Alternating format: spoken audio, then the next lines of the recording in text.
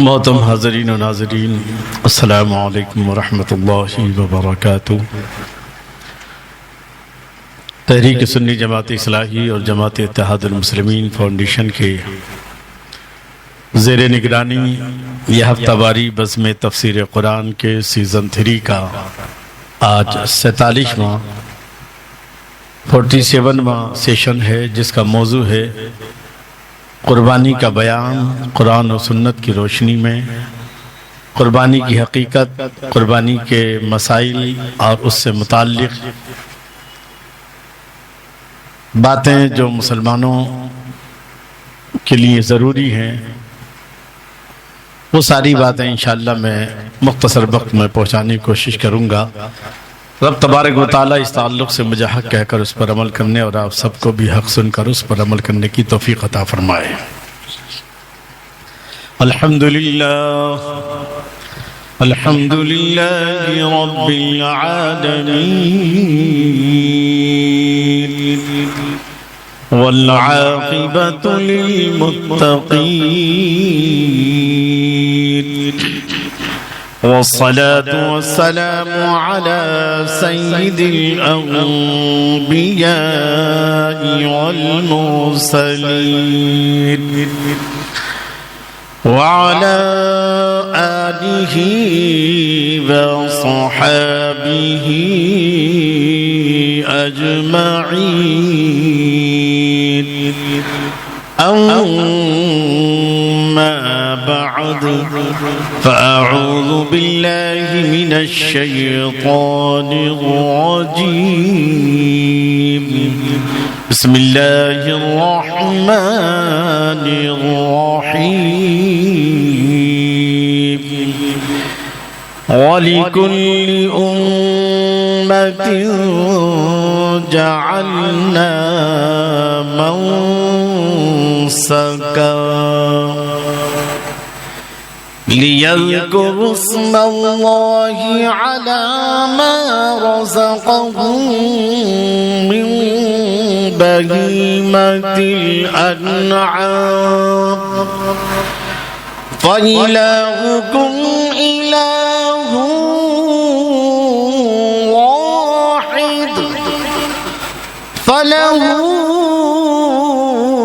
أسلموا وبشر المخبتين الذين إذا ذكر الله وجلت قلوبهم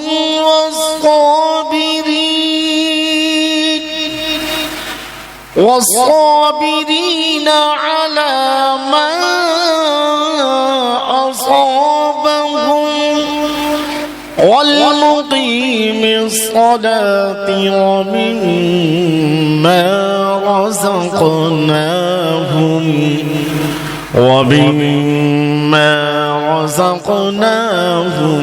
ينفقون، آمنت بالله صدق الله العظيم، وبلغنا رسوله النبي الأمين الكريم، ونحن على ذلك لمن الشاهدين والشاكرين، والحمد لله رب العالمين۔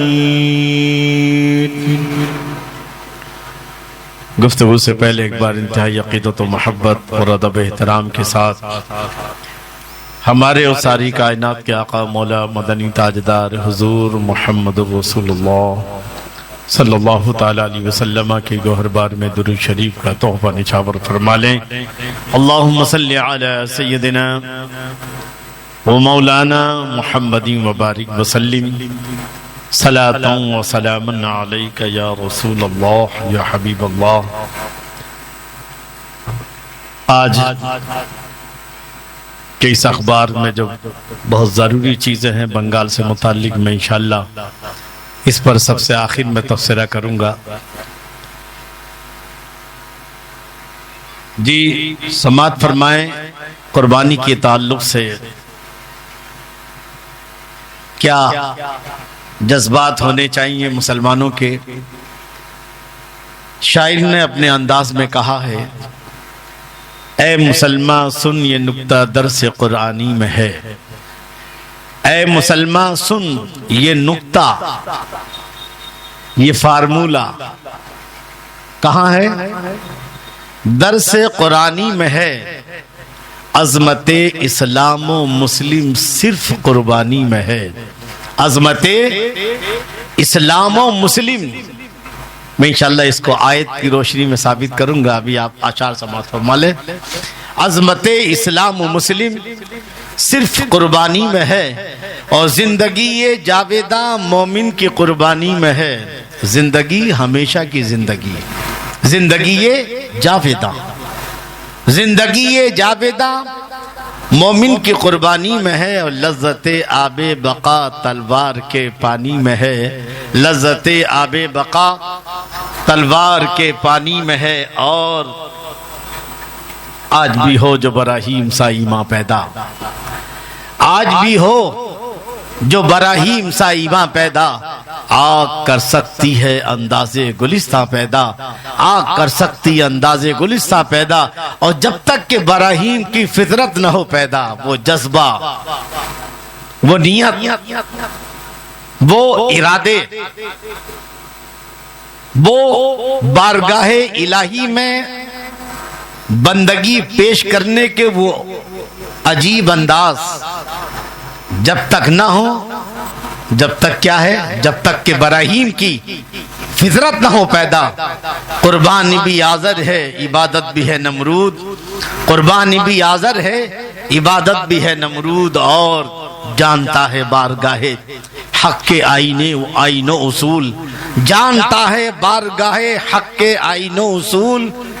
دل کے ٹکڑوں کی یہاں پر نظر ہوتی ہے قبول، دل کے ٹکڑوں کی یہاں پر نظر ہوتی ہے قبول.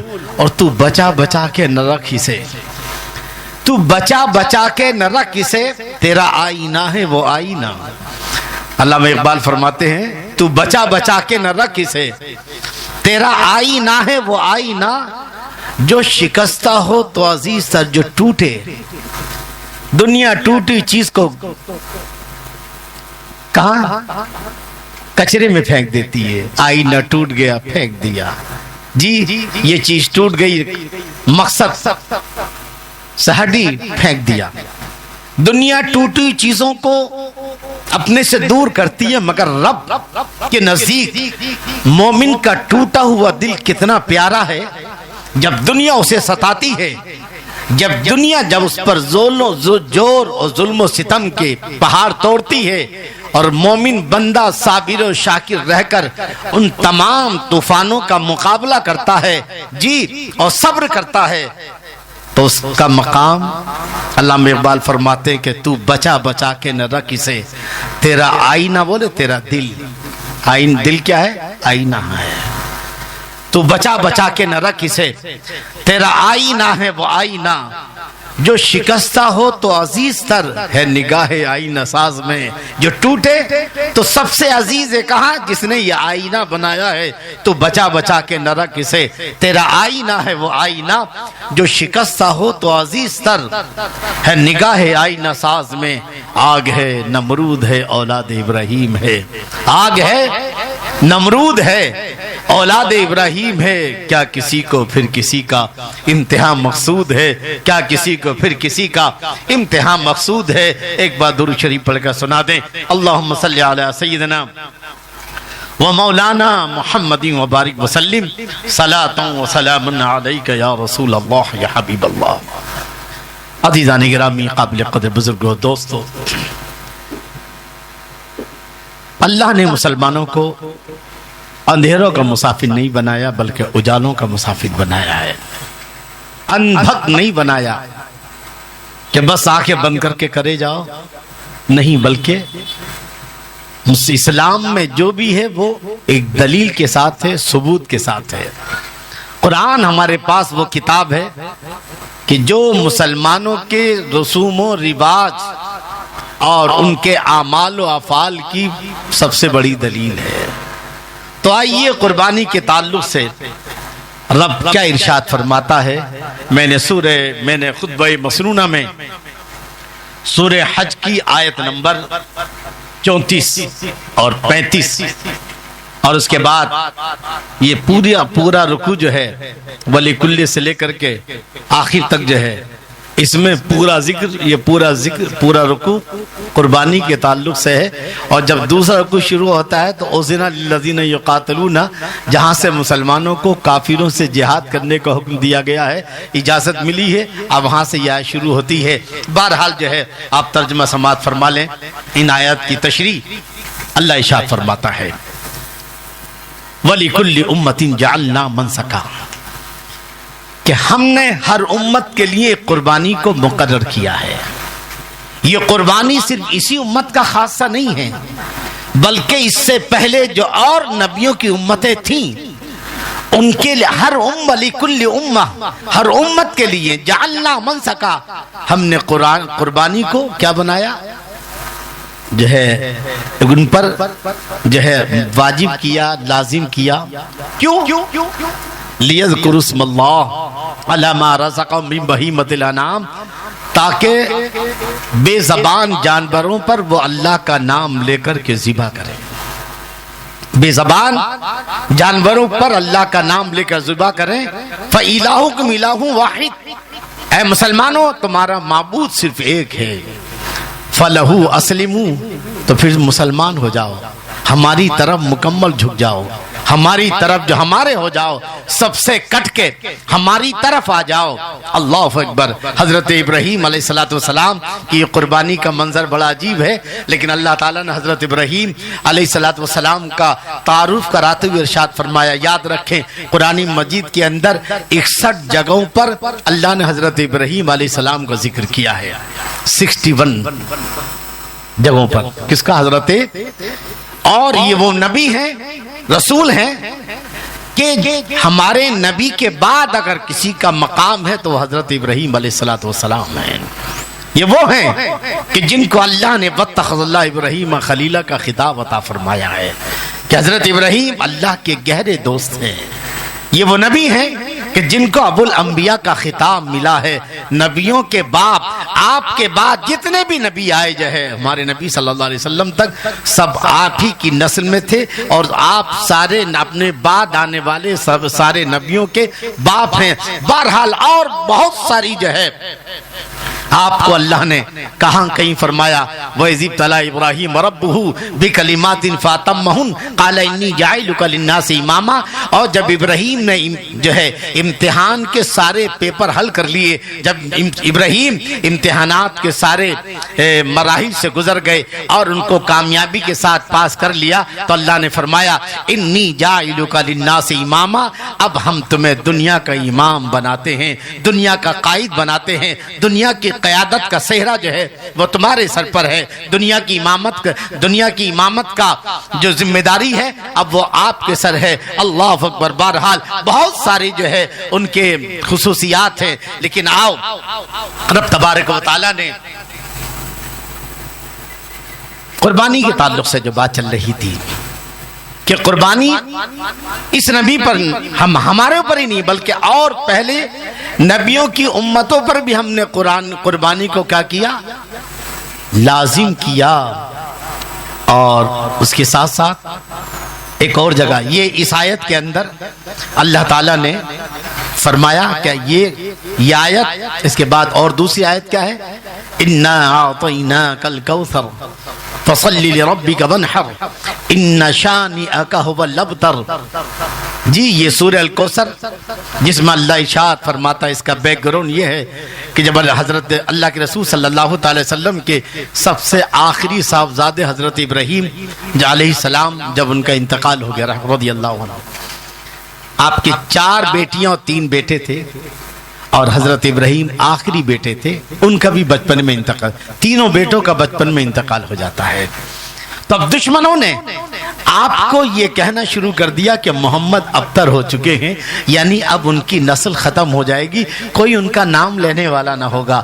ایک طرف آپ سمجھیے کہ بیٹے کے انتقال سے ہمارے نبی صلی اللہ تعالی علیہ وسلم کے قلب نازک پر کتنا غم، کتنا جو ہے صدمہ ہوگا، اوپر سے دشمنان اسلام نے حضور صلی اللہ تعالی علیہ وسلم کو یہ تانا دینا شروع کر دیا کہ محمد ابتر ہو چکے ہیں، محمد کی نسل اب ختم ہو چکی ہے، اب محمد کے بعد ان کا کوئی نام لینے والا نہ ہوگا، ان کا کوئی ذکر کرنے والا نہ ہوگا۔ تو اس موقع پر جب اللہ نے دیکھا کہ میرا محبوب صلی اللہ تعالی علیہ وسلم ایک طرف اپنے بیٹے کے غم میں جو ہے نڈھال ہیں اور دوسری طرف یہ ہے ان دشمنان اسلام کے تانے، تو اللہ نے اپنے محبوب صلی اللہ تعالی علیہ وسلم کی تسلی کے لیے ارشاد فرمائی، سورہ الکوثر نازل فرمائی، ارشاد فرمایا انا اعطیناک الکوثر، اے میرے نبی ہم نے آپ کو کوثر عطا فرمائی ہے۔ کوثر جنت کی اس نہر کا نام ہے جو جنت کے سارے باغوں سے ہوتے ہوئے جو ہے لامحدود وسعتوں میں پھیل جاتی ہے۔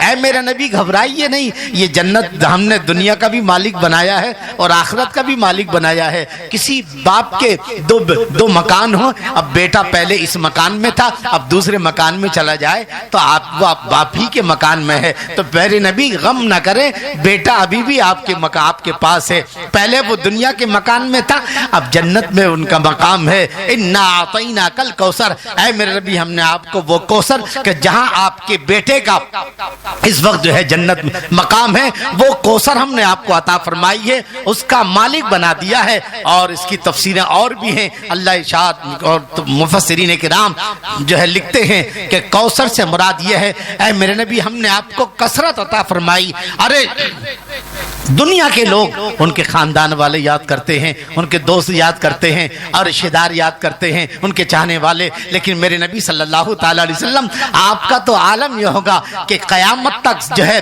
صرف آپ کا ذکر، یہاں تو نماز میں بھی آپ کا ذکر ہے، اذان میں بھی آپ کا ذکر ہے، جہاں جہاں ہمارا ذکر ہوگا وہاں وہاں آپ کا بھی ذکر ہوگا۔ وَرَفَعْنَا لَكَ ذِكْرَكَ، جب یہ آیت نازل ہوئی کہ اے میرے نبی ہم نے آپ کے ذکر کو آپ کے لیے بلند فرما دیا ہے، تو حضرت جبریل علیہ السلام سے میرے نبی نے پوچھا اللہ نے میرے ذکر کو کیسے بلند کیا ہے؟ حضرت جبریل علیہ السلام ارشاد فرماتے ہیں کہ یا رسول اللہ نماز میں اللہ کا ذکر ہے تو آپ کا بھی ذکر ہے، اذان میں اللہ کا ذکر ہے آپ کا بھی ذکر ہے، جہاں اللہ نے اپنے لیے فرمایا رب العالمین وہیں آپ کے لیے فرمایا رحمت للعالمین، یعنی ہر جگہ آپ کا ذکر ہوگا۔ اور تو اور جو ہے اپنے آپ کا ذکر کریں گے، مگر جو دشمن ہوں گے وہ بھی آپ کی تعریف کریں گے، وہ بھی آپ کے اوصاف حمیدہ کا ذکر کر کے آج آپ دیکھیں گے آپ سوشل میڈیا پر کہ کتنے غیر مسلم ہیں کہ جن کا موضوع ہی حضور صلی اللہ تعالی علیہ وسلم کی ذات ہے، کچھ وہ ہیں جو حقیقت پسند ہیں اور حضور کی تعریف کرتے ہیں،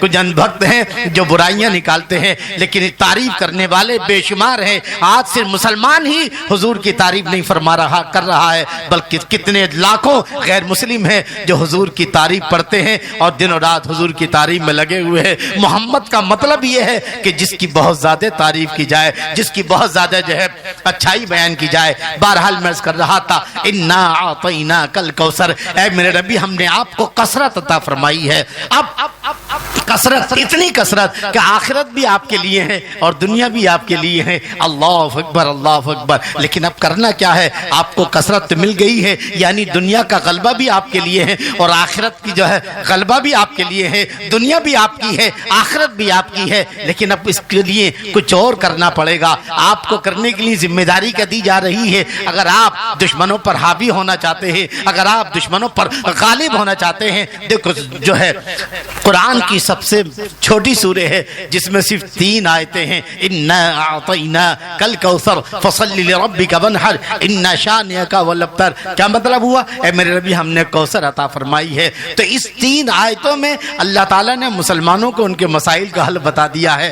حل کیا ہے؟ اے میرے نبی ہم نے آپ کو کوثر عطا فرمائی ہے، دنیا اور آخرت کی کامیابیاں آپ کو عطا فرمائی ہیں۔ اب آپ کو کیا کرنا ہے، کس طرح جو ہے اس کو کوثر کیسے ثابت ہوگا؟ فصل لربک ربک، آپ اپنے رب کے لیے نماز پڑھیے کہ اللہ اکبر۔ یہ آج کی نمازیں نہیں ہیں کہ جہاں اب معاملہ یہ ہے کہ ہزاروں کے ہزاروں نمازی نظر آتے ہیں، مگر شاید ایک ہی ہزاروں میں ایک نمازی ایسا ہوگا کہ جس کے غسل کے فرائض ہوں گے، جس کے بعد نماز کے وضو کے فرائض ہو، جسے یہ الحمد صحیح طرح یاد ہو، جسے سبحانک اللہم صحیح طرح۔ یہاں تو عالم یہ ہے 50 سال ہو گئے لوگوں کو نماز پڑھتے ہوئے، لیکن نہ ان کو وضو کے فرائض یاد ہیں، نہ غسل کے فرائض ہیں، نہ سبحانہ صحیح ہے، نہ الحمد صحیح ہے۔ آج انسان اتنا تیز و دانش ہوشیار ہے کہ اگر ذرا سا ٹیلر ماسٹر اگر ذرا سے کپڑے ادھر ادھر کر دے تو کہتا بھائی میرے پیسے واپس دو، تم نے میرا کپڑا خراب کر دیا ہے، کپڑے کو ڈھیلا کر دیا ہے، کپڑے کو چست کر دیا ہے، اس کو یوں کر دیا، اس کو یوں کر دیا ہے۔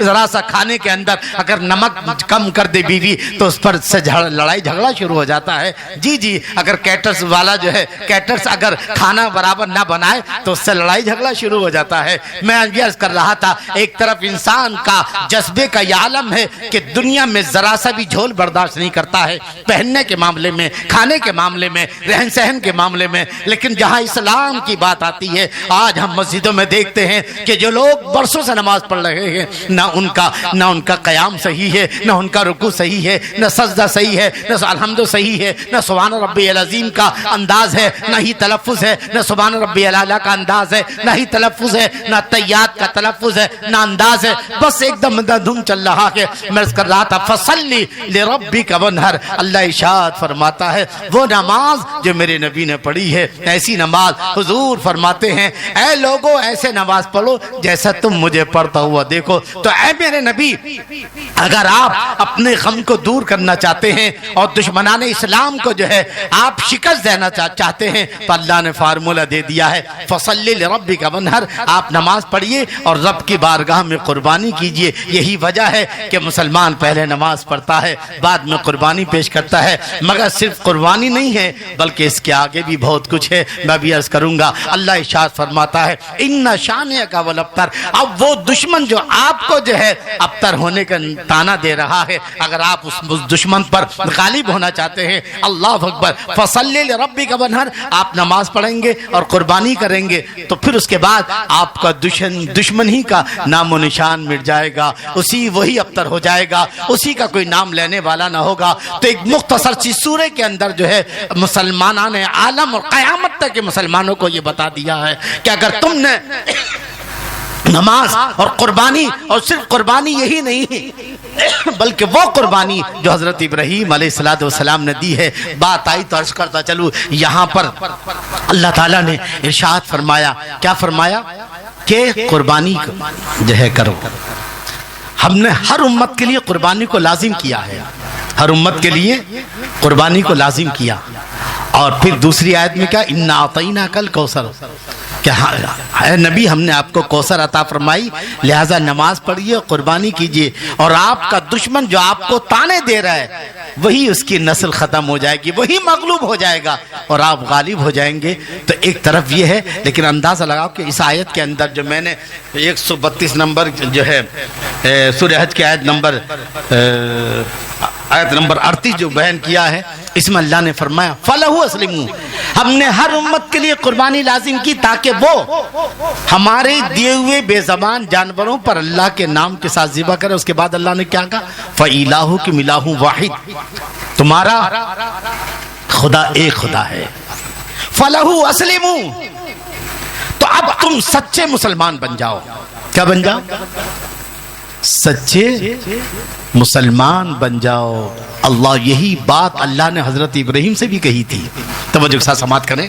اللہ نے کیا ارشاد فرمایا سورہ بقرہ کی آیت نمبر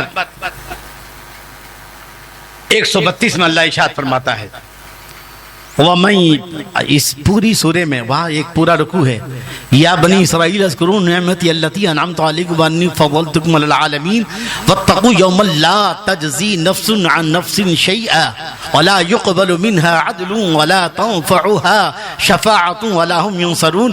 اس کے بعد جو اللہ نے حضرت ابراہیم کا ذکر کیا وَإِذِ ابْتَلَىٰ ابراہیم رَبُّهُ، اب یہاں سے جو شروع ہوئی ہے یہ لگ بھگ جو ہے سمجھیے کہ 10 سے 12 13 آیتیں ہیں، یہاں سے شروع ہو کر کہاں تک وَمَنْ يَرْغَبُ عَنْ مِلَّةِ إِبْرَاهِيمَ إِلَّا مَنْ سَفِهَ نَفْسَهُ وَلَقَدِ اصْطَفَيْنَاهُ فِي الدُّنْيَا وَإِنَّهُ فِي الْآخِرَةِ لَمِنَ الصَّالِحِينَ إِذْ قَالَ لَهُ رَبُّهُ أَسْلِمْ قَالَ أَسْلَمْتُ لِرَبِّ الْعَالَمِينَ۔ اللہ اکبر۔ میں آپ کو قربانی کا پس منظر جو ہے بیان میں آپ تک پہنچا رہا ہوں کہ اللہ نے ارشاد فرمایا، حضرت ابراہیم کے تعلق سے بہت ساری باتیں ہوئیں، اور اس کے بعد پھر جو کہا گیا وَمَنْ يَرْغَبُ عَنْ مِلَّةِ إِبْرَاهِيمَ، کون ہے جو ابراہیم کے مذہب پر نہ چلے؟ کون ہے جو ابراہیم کے مذہب کو چھوڑ دے، ان کے طریقے کو چھوڑ دے؟ إِلَّا مَنْ سَفِهَ نَفْسَهُ، وہی جو پاگل ہوگا، جو احمق ہوگا۔ کیا ہوگا؟ احمق ہوگا۔ ارے ابراہیم تو وہ ہیں وَلَقَدِ اصْطَفَيْنَاهُ فِي الدُّنْيَا، ہم نے انہیں دنیا میں چن لیا ہے۔ کیا کر لیا ہے؟ دنیا میں چن لیا ہے، بزرگی کے لیے، تاج خلت کے لیے، تاج رسالت کے لیے، تاج ابو الانبیاء کے لیے ہم نے انہیں چنا ہے۔ وَإِنَّهُ فِي الْآخِرَةِ لَمِنَ، اور آخرت میں وہ صالحین میں سے ہوں گے۔ اس کے بعد در حقیقت اس کا بیک گراؤنڈ سماعت فرما لیں کہ جب حضرت ابراہیم علیہ السلام نے آنکھیں کھولی کہاں؟ ایک ایسے ماحول میں کہ جہاں چاروں طرف بت پرستی ہے۔ کیا ہے؟ چاروں طرف بت پرستی، ہر طرف خاندان، رشتہ دار، شہر والے، اور خود جو بادشاہ نمرود ہے وہ خود بھی بت پرستی کرتا ہے اور خود بھی خدا کہلواتا ہے۔ وہ اس عالم میں حضرت ابراہیم علیہ السلام نے دیکھا کہ کچھ لوگ کائے کی پوجا کر رہے ہیں۔ فَلَمَّا جَنَّ عَلَيْهِ اللَّيْلُ رَأَىٰ كَوْكَبًا، دیکھا کہ وہ سورج کی، وہ ستاروں کی پوجا کر رہے ہیں۔ کس کی؟ کس کی پوجا کر رہے ہیں؟ ستاروں کی۔ قَالَ هَٰذَا رَبِّي، کیا یہ میرا رب ہو سکتا ہے؟ یہ لوگ جو ستاروں کی پوجا، یہ ستارے میرے رب ہو سکتے ہیں؟ مگر جیسے چندرما نکلے ستارے کی روشنی ختم ہو گئی۔ آپ نے فرمایا حضرت ابراہیم، قال حضرت فلما فلا، اور جو چھپ جائے، جس کی روشنی مان پڑ جائے، جی قال لا احب العافلین، میں بجھ جانے والوں کو، روشنی ختم ہو جانے والوں کو جسے محبت نہیں کرتا، یہ خدا نہیں ہو سکتا۔ اب چندرما نکلا تو لوگوں نے چاند کی پوجا شروع کر دی۔ فلما رأى القمر بازغا، جب دیکھا چاند کو چمکتے دمکتے ہوئے کہ چاند چمک رہا ہے، دمک رہا ہے، قال ھذا ربی، کہ یہ میرا خدا ہو سکتا ہے؟ یہ جو پوجا کر رہے ہیں کہ یہ میرا خدا ہے یا کہ ان کا یہ خدا ہے؟ لیکن چاند چمکا، لیکن اس کے بعد جیسی دن نکلا سورج، چاند کی روشنی کیا ہو گئی؟ تو جب چاند بھی چھپنے لگا تو حضرت ابراہیم نے کہا نہیں، یہ میرا خدا نہیں ہو سکتا جی۔ اس کے بعد فلما رأى الشمس بازغة قال ھذا ربی ھذا اکبر، جب سورج نکلا، اکیلے سورج نے ساری دنیا کو روشن کر دیا ہے۔ ایک سورج ہے، قدرت کا ایک ٹیوب لائٹ ہے جو پوری دنیا کو روشن کر رہا ہے۔ سارے ٹیوب لائٹ کی چاند روشنی مان پڑ چکی ہے۔ ھذا اکبر، یہ تو بہت بڑا ہے بھائی۔ فلما رأى الشمس بازغة قال ھذا ربی، کیا یہ میرا رب ہے؟ ھذا اکبر، یہ تو بہت بڑا ہے کہ اکیلے پوری دنیا کو روشن کر رہے ہیں۔ فلما افلت، مگر ایک وقت آیا کہ سورج بھی چھپ گیا۔ آپ نے کہا نہیں، یہ میرا خدا۔ قال یا قوم، اے میری قوم، یہ خدا بننے کی لائق نہیں ہے۔ انی بریء مما تشرکون، میں بری ہوں اس سے جو تم اللہ کے ساتھ کسی جو شریک کر رہے ہو۔ وحاجہ قومہ قال تحاجونی وجہت وجہ للذی فطر السماوات والارض، اب میں اس رب کی طرف متوجہ ہوتا ہوں کہ جس نے زمین و آسمان کو پیدا فرمایا، حنیفا وما انا من المشرکین، اور میں سب سے، ہاں بات کہاں سے شروع ہوئی تھی؟ حضرت ابراہیم علیہ السلام کا اللہ نے تعارف فرمایا، ما کان ابراہیم یہودیوں ولا نصرا، یہودی کہتے تھے کہ حضرت ابراہیم یہودی تھے، عیسائی کہتے تھے عیسائی تھے۔ اللہ نے فرمایا ما کان ابراہیم یہودی ولا نصرانی، کیا حضرت ابراہیم نہ یہودی نہ عیسائی ہیں، ولیکن کان حنیفا مسلما، ابراہیم تو سچے مسلمان تھے۔ اور سچا مسلمان کسے کہتے ہیں؟ اب آپ اندازہ لگائیے کہ سچے مسلمان کی تصویر جو اللہ نے قرآن مجید میں الگ الگ جگہوں پر حضرت ابراہیم کی کھینچی ہے، وہی قربانی کا مقصد ہے۔ جی کیا کہ جب اللہ نے جب حضرت ابراہیم علیہ السلام نے کہا کہ میں اس رب کی طرف متوجہ ہوتا ہوں، اللہ نے کہا ٹھیک ہے، آ جاؤ پیارے۔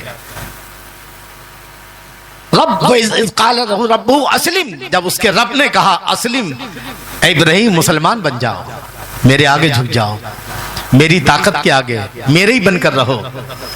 کس نے کہا؟ ربہ، اذ قال ربہ اسلم، اللہ اور اس کے رب نے کہا جھک جاؤ، ہم اسلم، جھک جاؤ، ہماری طرف آ جاؤ۔ سب سے رشتہ ناتا توڑ کر، سچا مسلمان اسے کہتے ہیں، یاد رکھنا، جو سب دنیا کی ساری باطل طاقتوں سے رشتہ ناتا توڑ کر جو خدا کی طرف متوجہ ہو جائے۔ بات توحید تو جب ہے کہ خدا حشر میں کہہ دے، توحید تو جب ہے کہ خدا حشر میں کہہ دے یہ بندہ دو عالم سے خفا میرے لیے ہے، تو اب حضرت ابراہیم علیہ السلام نے توجہ کے ساتھ سماعت کیجئے گا، کیا کہا؟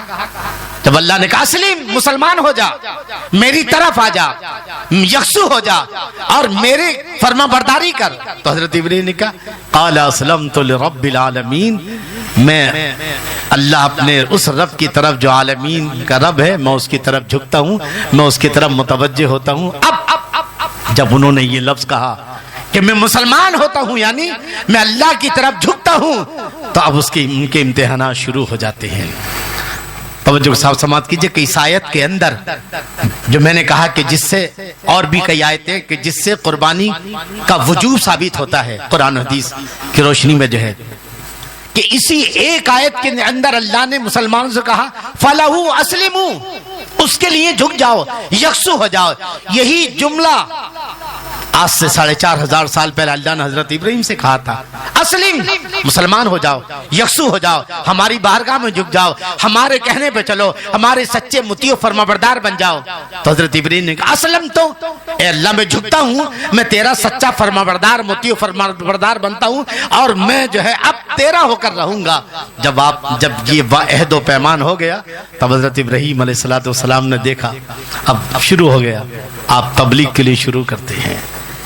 تنہا پوری دنیا کفر و شرک و بت پرست کے سامنے ایک اکیلا ابراہیم، حضرت ابراہیم علیہ السلام تنہا کھڑے ہیں، اور آج جبکہ خدا ماننے والوں کو لوگ برداشت نہیں کر رہے ہیں، تو حضرت ابراہیم تو خود ایک ہی خدا کو ماننے والے نہیں تھے، بلکہ ایک خدا کا پرچار بھی کرنے والے تھے۔ جس دن آپ، تو وہ دنیا کیسے برداشت کرتی؟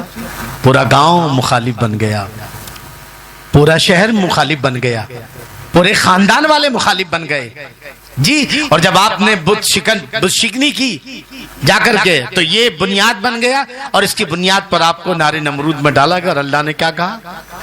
پھر آپ نے لمبا سفر شروع ہوتا ہے ہجرت کا، کہاں ایک انجان منزل کی طرف، اپنوں سے جدا ہو کر کے، اپنے خاندان، صرف دو ہی لوگ آپ کے ساتھ تھے، آپ کی بیوی حضرت سارہ اور آپ کے بھتیجے حضرت لوط علیہ السلام، یہ جو بھی نبی تھے، یہ دو شخصیت آپ کے ساتھ تھی، اور آپ نے اپنے گھر والوں کو، رشتہ داروں کو، اپنے خاندان والوں کو، شہر کو پورا خیر آباد کہہ دیا، اور انی ذاہب الی ربی سیہدین کہتے ہوئے آپ اپنے رب کی طرف بڑھے، یہاں تک کہ قرآن مجید میں بڑے الگ الگ انداز میں حضرت ابراہیم علیہ السلام کا واقعہ، آزر کا اور حضرت ابراہیم کی جو ڈیبیٹ ہوئی ہے، کہاں وہ اللہ نے سول میں بارے میں فرمایا وَإِذْ قَالَ إِبْرَاهِيمُ لِأَبِيهِ وَاذْكُرْ فِي الْكِتَابِ إِبْرَاهِيمَ إِنَّهُ كَانَ صِدِّيقًا نَبِيًّا إِذْ قَالَ لِأَبِيهِ يَا أَبَتِ لِمَا تَعْبُدُ، پورا جو ہے کہ یہاں تک کہ اس نے کہا، آزر نے کیا کہا کہ یا ابراہیم لَئِن لَّمْ تَنْتَهِ لَأَرْجُمَنَّكَ وَاهْجُرْنِي مَلِيًّا، اے ابراہیم تو ہمارے بتوں کی برائی کر رہا ہے، میں تجھے اتنے پتھر ماروں گا کہ تو پہچانا نہیں جائے گا۔ بہرحال حضرت ابراہیم علیہ السلام وہاں سے ہجرت کر جاتے ہیں۔ اس کے بعد جب آپ نے دیکھا یہاں تک کہ اب آپ نے لوگ جا رہے آپ لوگوں کو تبلیغ کر رہے ہیں مگر لوگ نہیں مان رہے ہیں، یہاں تک کہ معاملے کے نہ جانے کتنے شہر آپ نے جو ہے چھانے، کتنے لوگوں کو دعوت دی، کتنی قوموں کو دعوت دی، مگر گنے چنے۔ آخر ایک بار انہیں احساس ہوا کہ کاش میرا کوئی بچہ ہوتا جو میرے بعد اس مشن کو سنبھالتا، یہ توحید کے پرچار کو بلند کرتا اور دنیا کو توحید دنیا کو بت پرستی سے بچا کر توحید کی طرف لاتا۔ حضرت ابراہیم علیہ السلام نے دعا شروع کی ہے شادی کے بعد، لیکن جب آپ کی عمر 86 سال کی ہوتی ہے تو حضرت اسماعیل علیہ السلام حضرت ہاجرہ کے بطن مبارک سے پیدا ہوتے ہیں۔ اس کا بھی امتحان ختم نہیں ہو رہا ہے کہ آپ نے دیکھا کہ کس طرح گاؤں والوں سے دشمنی کی ہے، رشتہ داروں سے دشمنی کی ہے، نمرود بادشاہ سے آپ نے جنگ کی ہے، سمجھے نا، جنگ بعد میں ہوئی ہے بہرحال، اور پھر اس کے بعد ہجرت کی ہے، سب کچھ چھوڑ کر کے ہجرت کی، اور کہاں کہاں اس کے بعد ایک بچہ پیدا ہوتا ہے بڑھاپے کے عالم میں، 87 سال کی عمر شریف ہے اور بڑھاپے کے عالم میں جو ہے بڑھاپے کا سہارا۔ اب سب اندازہ لگائیے کہ جس کی دعائیں کرتے کرتے 45 سال گزر گئے ہوں، 50 سال لگ بھگ گزرے ہوں، اور پھر وہ بچہ پیدا ہو، کتنا جو ہے وہ کتنا اس پر پیار ہوگا، لاڈ و پیار ہوگا۔ میں کر رہا تھا حضرت ابراہیم علیہ السلام کے آپ دیکھنے کا، انہوں نے جو کہا تھا اسلمت لرب العالمین، میں مسلمان ہو گیا ہوں، میں اپنے رب کی طرف جھکا ہوں۔ حضرت ابراہیم علیہ السلام ایک لفظ اسلام اللہ کے درمیان اللہ سے آپ نے قول و قرار کیا ہے، اے اللہ میں تیرے آگے جھک گیا ہوں۔ اب عالم یہ ہے رشتہ داروں کو چھوڑا ہے، شہر چھوڑا ہے، ہجرت کی ہے، نہ جانے کہاں کہاں، قریہ قریہ، شہر شہر،